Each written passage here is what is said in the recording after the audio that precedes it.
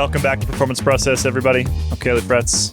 Ronan, have you been eating your pasta, bread, crackers? I've been carbo loading. I thought it was cardboard. It's not cardboard, is it not? Cardboard loading. Yes. Yes. Yummy. Well, what are we talking about today, Ronan? I think we've just given a hint there in that terrible pun. We're talking about carbohydrates, the sort of high carbohydrate trend that seemingly has taken over cycling in the last little while, and sort of breaking down the hows and the whys around that, but also why is it a trend now? Because it is not exactly news that ingesting carbohydrates will aid your performance. So yeah, we're talking all things carbohydrates, and we're talking with I'm going to say Mr Carbohydrate himself. That is Dr. Tim Podlogar, who is an exercise physiologist, mainly interested in sports nutrition, exercise metabolism, environmental physiology, and endurance performance. I'm reading this straight from his page on the University of Birmingham's website, where he is working in the School of Sport, Exercise, and Rehabilitation Sciences. He's also, quite appropriately for this podcast, the head nutritionist at Bora-Hansgrohe World Tour team. All right. Yeah, the reason why we wanted to chat about this is because it's one of our series of how are they going so fast, basically. Yeah. We had that recent episode with Alex Dowsett where we talked through a number of the different reasons why the Peloton, by all data we can find, is going as fast, if not faster, than it was in some of the deep, dark eras of pro cycling's past. And we wanted to dig into the various things that have changed in the last sort of 20, 30 years, or even less time than that, the last 5 years in some cases, to make that possible, right? To sort of add all these things up and essentially add up some of the marginal and less marginal gains to see where we are today. And nutrition is a huge one.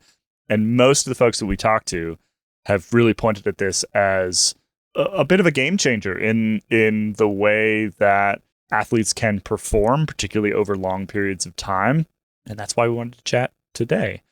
It is kind of funny because I feel like, pasta dinners and carb loading, like those were a thing when I was in high school. I remember I got a ski race on Saturday. We all meet up and we have like 75 pounds of pasta the night before, things like that. So it's not exactly new, but there was always this kind of undercurrent of, frankly, was like not eating enough in cycling for quite some time. The low carb rides and things like that. It absolutely still exists. And the latest trend, the trends right now for sort of like the riders that are being taken care of by nutritionists who know what they're doing, is to not do that, is to eat a heck of a lot more than they've eaten in the past and to train your body to do so. One last thing before we delve into the chat. Worth noting that Tim actually conducts quite a lot of the experiments that he does on himself. And although he doesn't race, he has a 5.5 watt per kilo threshold. He is a heck of a rider in his own rights. So yeah, not that affects his ability to do science stuff, but interesting nugget nonetheless. The episode you're about to hear is actually for members only. So we've got about a third of it, half of it, something like that, in this free channel. But if you want to get the whole thing, you have to head over to escapecollective.com/join. Once you do that, you'll get an email with instructions on how to get the members only podcast feed into your podcast app of choice. It's really easy. It's like one button click, takes like 90 seconds, and you don't have to do it again. You just do it once and it's in your phone forever, unless you cancel your membership, which we can see, and then we take it away. But just to warn you all, this is going to cut off. Do it now so you don't get cut off halfway through. Yeah, exactly. Just go over and listen, take care of this before we get started. Uninterrupted. Well, welcome to the Performance Process podcast, Tim Podlogar. Thank you for joining us today. Just before we jump into a bit of your background, and I can see the Bora-Hansgrohe logo on your jumper you're wearing there, so that gives a clue as to one of the teams that you work with. But I'm not sure if you're aware or not, but you once caused an argument that I thought was going to end up with Zurich Airport getting shut down at one point. Myself and a mutual friend of ours, Mitchell McLaughlin, we were coming back from Filippo Ganna's hour record last year, and Mitchell started telling me about how Cocoa Pops were his favourite pre-training meal, and how you were an advocate for that meal. And while I understood and appreciated the carb content, I was sort of trying to defend the health conscious element of our food choices, and thinking specifically about his teeth as someone whose teeth have suffered from a career in cycling. I was trying to get that message across, but it got quite heated at one point, and that was the first time I heard your name. He got on the phone to you just to double check that Cocoa Pops were a good pre-training meal. Yeah, funny story then. But yeah, I agree. And I will argue that, there are a great meal or a breakfast option for like high intensity workouts when you do like really hard efforts on the day or before a race. I think that would be one of the options I would consider. Yeah. Well, you heard it here first, folks. Cocoa Pops, the breakfast of champions. So, and no doubt we will get into that in further detail later in the show, because we're here to talk about, well, there's this sort of high carb craze that's sort of taken over the world of professional cycling at the moment. I'm a bit stumped by it all, because the fact that carbohydrate intake aids performance isn't exactly news. Now, you're head nutritionist with Bora-Hansgrohe. You're also pretty high level cyclist yourself. I heard recently in one of your podcasts that you have a 5.5 watt per kilo threshold. So that's getting up there. Before we delve into this high carb craze, just give us a bit more of your own background and your, well, the sort of research you do around high carbohydrate. I am primarily employed by the University of Birmingham, where I'm the researcher in the field of carbohydrates and environmental physiology. But other than this, I also work as one of the nutritionists for Bora-Hansgrohe. The next season is going to be my third season with the team. And other than this, like, I try to kind of better understand endurance performance, especially like probably cycling and triathlon. I haven't been a cyclist myself. When I was young, I was basically a sailor, a completely different sport. So to actually better understand cycling, I started cycling myself a bit more than 10 years ago, and just fell in love. And so as a result, I just like spent hours and hours on the bike, pretending that I am testing and piloting the studies and trying to better understand what's going on from the physiological perspective. So you have method actors and you're a method researcher. Is that correct? Yeah, I try everything on myself. So I spend like probably 750 hours a year on the bike. So yeah, most of the time probably indoors on the turbo, which is kind of a special thing about me. I'm not sure what the training terrain is like around Birmingham, but there is definitely something to be said for the ease of being able to do training rides that double up as experiments in some way on the turbo trainer. Yeah, exactly. That's the thing. Like everything is controllable indoors, and you don't need to clean the bike. So you've been cycling for 10 years. You don't actually race, but you're riding at a very high level there in terms of the watts per kilo figure we just heard. At one point, we're sort of taking the train low or low carb approach. Is that correct? You've got a bit of history with that also. Yeah, I think I actually started cycling. When I started cycling, I was on a low carb. So basically, when I stopped sailing, I went to the low carb diet because I became a fan of the person called Tim Noakes that probably everyone has heard of, and have been on a low carb diet for a few years then.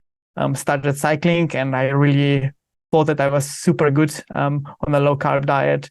Then from there, I transitioned to this really strict carbohydrate periodization, carbohydrates only for high intensity sessions. But now I'm more of a believer that it's pretty much always carbs. It just depends how many carbs. Okay, yeah. So that gets me to where we're going with this episode, is that we've heard more and more in recent times about this high carb approach that many riders, teams, athletes, nutritionists are taking now. But as I sort of briefly mentioned there in the intro, the notion that taking carbohydrates will help you perform on a bike is not exactly news. Why do you think there is so much attention to carbohydrates at the moment and the sort of intake levels especially? Yeah, it's kind of, it's a really interesting thing because I'm not really surprised that carbohydrates are still the most important fuel for the riders. If you look at the evidence from the 90s or even 80s, we clearly see how important carbohydrates are for performance. And looking at those old studies, we could come up with pretty much the same recommendations that we give the riders these days. I kind of believe that in the old days, if you ask the proper researchers, they would pretty much come up with the same recommendations. But in the recent years, this low-carb community kind of became very prominent and very influential, even on the professional peloton. So now that we are coming back to a high carbohydrate diet, suddenly everyone is talking about this again, although it's basically repeating what has been said years and years ago. Do you think it's, and I appreciate you're not from the era that, one of the low points in professional cycling in the 90s and the 2000s in terms of doping and that, do you think there was some element of, in the same way that marginal gains in aerodynamics and every other aspect of cycling has changed and we've found gains in other ways that have resulted in speeds increasing, despite the fact that the sport is cleaner now, do you think that in some ways the researchers in the 90s that you just mentioned weren't really listened to because the riders had other ways of getting to the same performance, and actually now, much like with other aspects of the sport, those options don't exist anymore, and actually we've realized that carbohydrates are essential if you want to perform?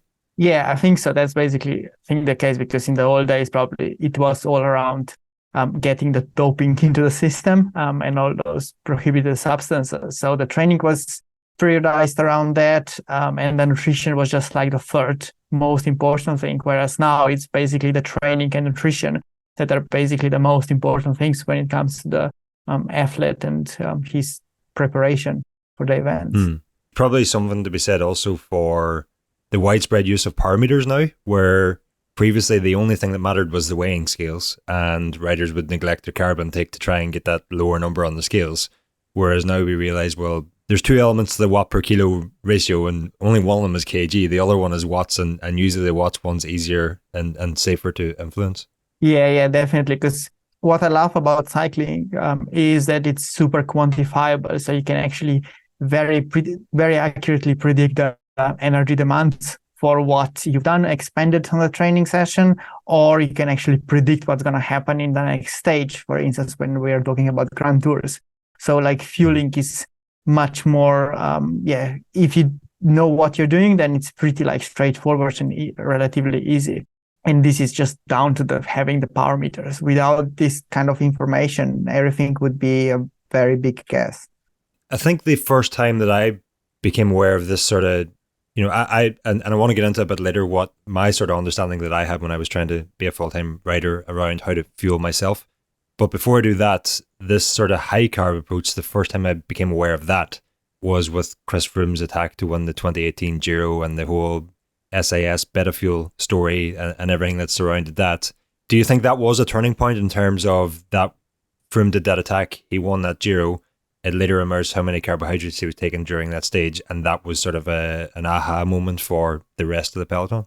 Very likely, because one of the things that Team Sky did really well in those days was they employed academic, a researcher, so James Morton, Liverpool, and he actually did a lot of really good studies on carbohydrate periodization, and brought into cycling this academic perspective. So what actually evidence is saying.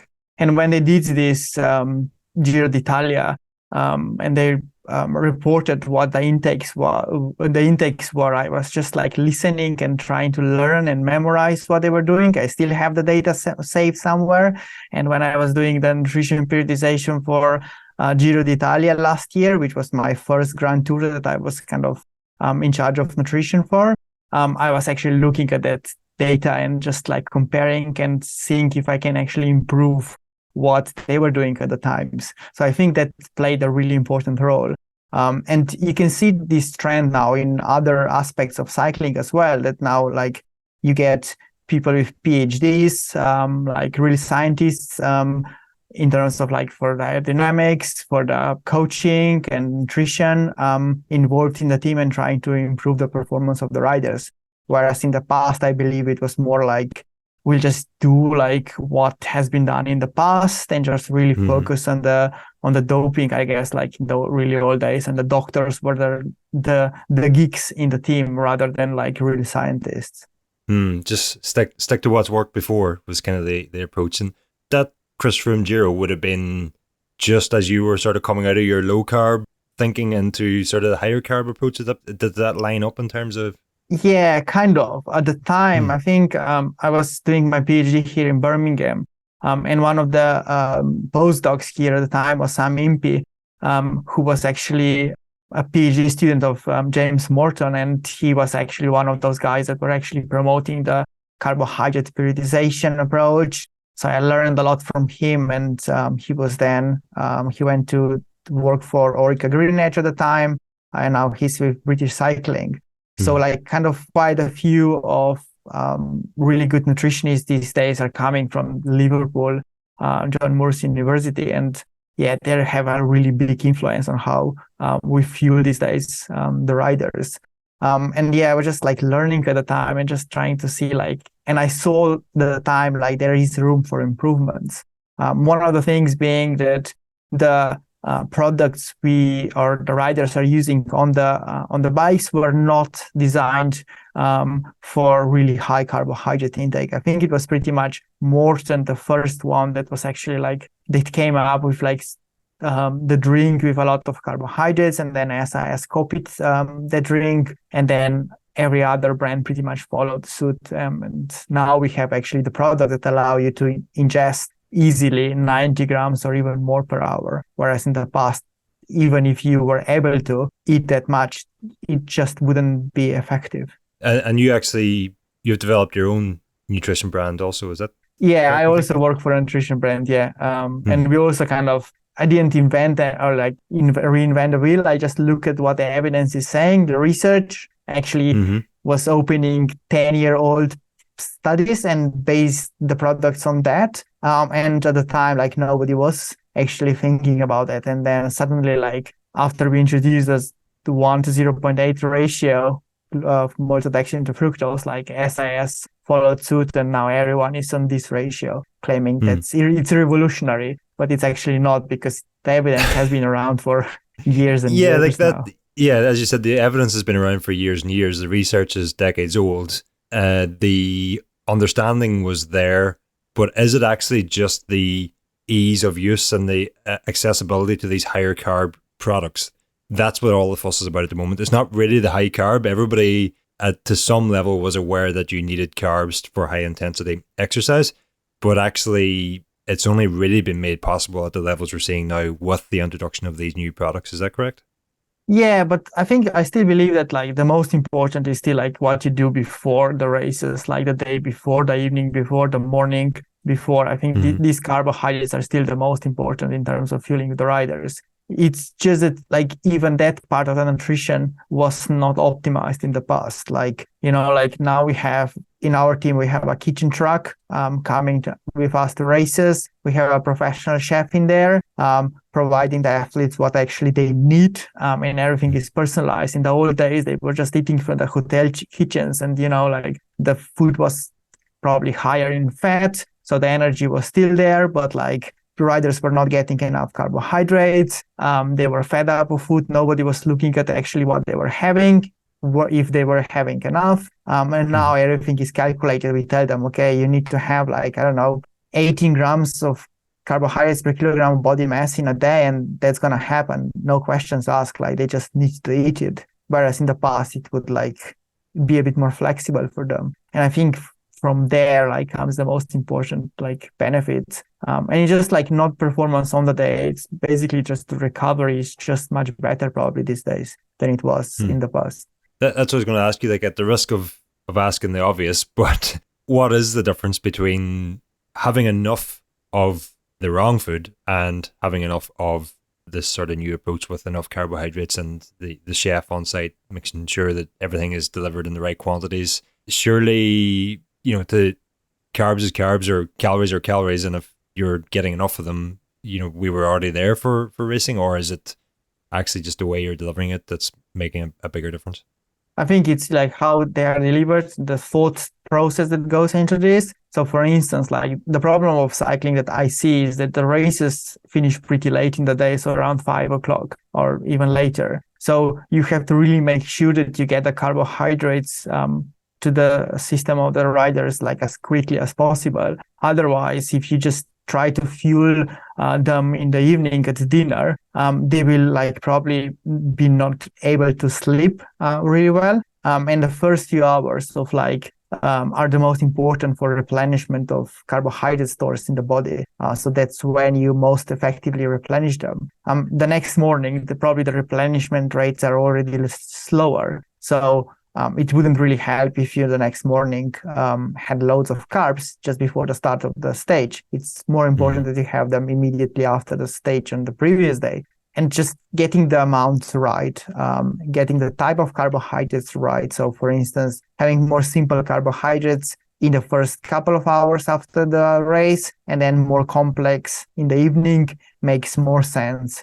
And these kind of really small details about the amounts, the timings, and probably make a really important difference. I heard recently of riders having to get up during the night to get a few more carbs into the system. Does that kind of thing actually happen? Well, I was actually thinking and considering this, that this would be a good idea sometimes. But so far, I never asked for the riders to do this. I think the only thing I asked the riders was like to wake up so that when they woke up early morning, that they had like a bar or something before breakfast, because it probably takes quite some time for them to get to the breakfast. But other than this, I think sleep should remain uninterrupted for the sake of you kind of get to the point where you're getting one gain but you're impairing another gain. That's where's the balance? But when you say they take a bar before breakfast, like a typical on the bike energy bar, or is it a Mars bar, or what kind of bar is that? I think I asked for like some simple carbs so that they like the energy goes into the system as quickly as possible. So they have some carbs quickly and sugars pretty much. Going back to, I mentioned earlier, I wanted to talk about what I had sort of learned and lived by for almost a decade was, I think, well, when I first went racing internationally in Europe, there were races that we turned up to, and the team nutrition for the race or the stage or whatever was some sugar-free cordial in our bottles of water and a couple of palm puree, like sugar things from a local supermarket, and not very high carb content foods really, and not really enough to sustain you. A couple of granny bars also, maybe anybody who's been to Europe will know of granny bars, the wee cereal bars, but again, not much in them. And then at some point I got working with a nutritionist, Barry Ryan, who was an Irish guy who was working with a World Tour team at the time, and his approach that I sort of took up and I found worked well was sort of high when you needed it. So it was all around timing, and you were getting high carb, high glycemic index carbs immediately after training rides and immediately after races, trying to get the replenishment in as quickly as possible. And then the rest of the time was sort of low GI. So before races would have been low GI, before training would have been low GI, and then you were, depending on when your training or your race was during the day, the meal that was sort of furthest away from your training, so it wasn't immediately before, it wasn't immediately after, but was the other meal in your day, that was always low carb, or more often than not was low carb, until 24 hours before the race, when we sort of ramped it up and we had a lot of sort of fats and proteins involved and all. Also, is that same approach, does that, like the low high and low GI, low high GI and that, does that still exist, or is the way teams working now entirely different to that?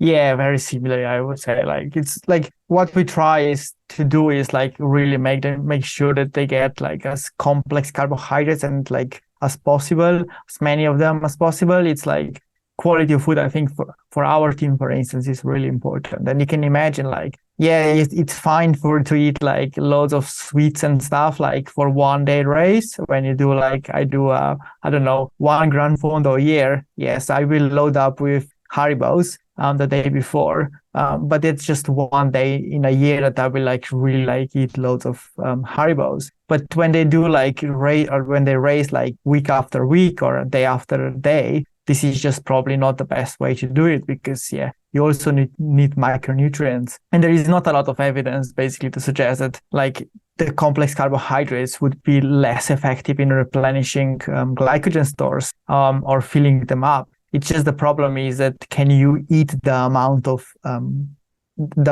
carbohydrates that is required for you?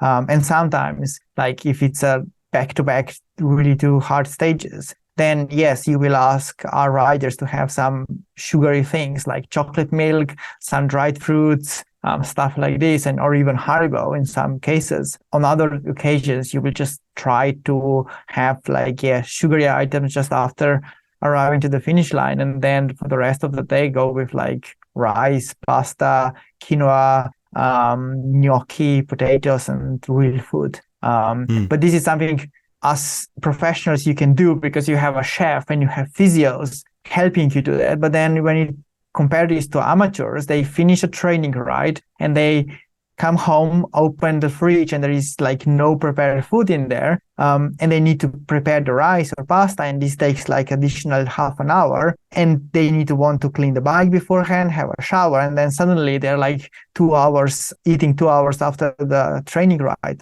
That's basically the problem. So in that case, it's better to have like something sweet after the ride and something quick. So it's really down to the context, I think. Is there still that window, like 45-minute window where you have to replenish? Does that still exist? Technically, if the recovery time is less than 8 hours, then the timing is really important. If it's more than 8 hours, then it doesn't really matter. So if you're like having a rest day the next day, it doesn't really matter if you have the carbohydrates a bit delayed. Whereas if you were racing like the next morning, then it really is important. And in cyclists, even though it's probably like more than 8 hours, the problem is that you have 4 hours or 5 hours before going to bed and then 3 hours the next morning, which is kind of your very limited amount of time you have to actually replenish glycogen stores. Going back to the way Barry had me eating when I was racing and following his sort of approach, it wasn't like overly prescriptive what he would say. He would say, he wouldn't ever tell me you need to eat potatoes or pasta or whatever it was. It would just be 100 grams of white carbs, which meant high GI carbs, or 100 grams of brown carbs, which meant low GI. That 100 grams is what I kind of want to ask you about. I would have been around about 70 kilos at the time, and I would have been twice per day having that 100 gram target, and then the other meal, as I said before, might have been lower, so it might have been 30 to 50 grams. Are those total numbers, so like 250 grams of carbs plus snacks per day for a 70 kilo rider? Is that the area you're still in, or how much higher is high carb trend that we're seeing now? It really like depends on the amount of training and like the actually the intensity on the training sessions. So it's all about like replacing or like being in energy balance in the end of the day. And like looking at the riders, some riders would be used to really high carbohydrate intake during the ride and then off the bike as well. And some would, from cultural like differences, have more fat in the diet. So their carbohydrate intake would be a bit lower and the performance would be just as good. But as a general rule, I usually would go with usually recommend just after finishing a training session, it's 1 to 1.5 grams per kilogram of body mass of carbohydrates straight after. If it's a big training day, for professional riders, riding around, 4 hours a day, then it would be probably around 2 additional meals with 2 grams per kilo. So around 140 grams of carbs for lunch or dinner. But that's not always possible, or depends on how many snacks you have and what type of training you're doing, low intensity, high intensity. So it really depends. And I think the most important thing is you need to have a look on what is coming the next day, what you're getting ready for. If it's interval training, VO2 max efforts, then you actually want to have high glycogen stores. And then perhaps the evening before, you will go with simple carbs, very little fat and relatively low in protein as well, for the sake of being an energy balance, but having as many carbohydrates as possible. Whereas before, in an endurance ride, 4 hours, zone 2, low zone 2, and you can easily have a bit more like healthy fats and a bit less carbohydrates, especially if you're trying to lose body mass, for instance. So it's all about like fueling for the work required, as they say, making sure that you're prepared for the training session, and then you can perhaps also benefit the training from the adaptations perspective, because you put the body into such like state metabolically that the adaptations would be somehow enhanced. Okay, Ronan here, just interrupting this podcast, because if you're hearing this, it's probably because you are not an Escape Collective member, and Performance Process is a members only podcast.